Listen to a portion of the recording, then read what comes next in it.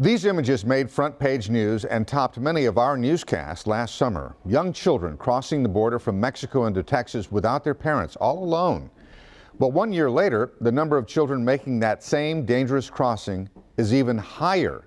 Channel 2 Investigates recently went down to the Rio Grande Valley to see this most recent surge firsthand. Investigator Robert Arnold discovered children as young as 2 years old being handed over to smugglers as their parents desperately try to get them into a better life.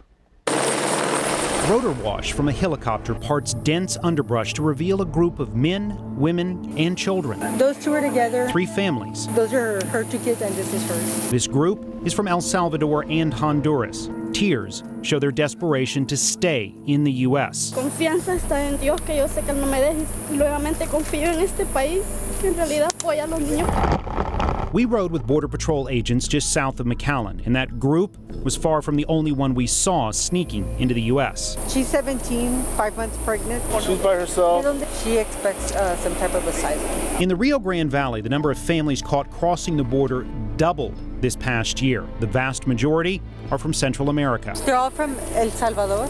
It's not just this part of Texas seeing a jump in the numbers. Every Border Patrol sector from Laredo to San Diego is reporting a rise in the number of families and unaccompanied children illegally crossing the southern border.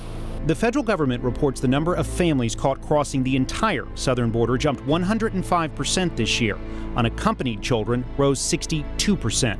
Like the 2-year-old girl who wore this onesie, her personal information written in marker. Her parents used a smuggler to get her here. That smuggler handed her to an alien that knew nothing about her, but he said, here, take her. Then there's the 2-year-old boy who was abandoned by smugglers on the banks of the Rio Grande. It's mind-boggling. Border Patrol agent Marlene Castro has seen it all in her 19 years on the job. You know, they'll comment that they heard that if they come here, that they'll be released. Is that because they have children? That's what they're telling us. You know what? They never specify. They just say it's something that they heard. Castro says human smugglers continue to push that line on immigrants desperate to get to the U.S. They're going to tell them anything to take their money.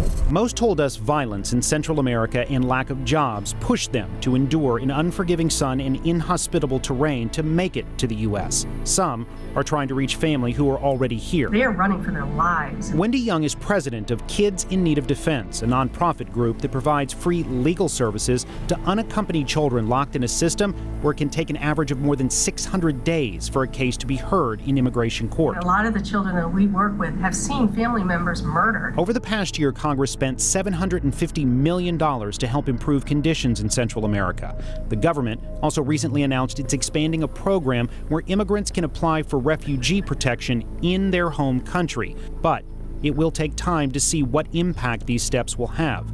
Until then, we likely will continue to see what we saw during a single afternoon in just one part of Texas. These are conditions that don't get resolved overnight. When it comes to caring for unaccompanied children, the federal government shows families in Harris County took in more than 2,500 kids over the last 6 months. That is second only to Los Angeles County. Robert Arnold, KPRC, Channel 2 News.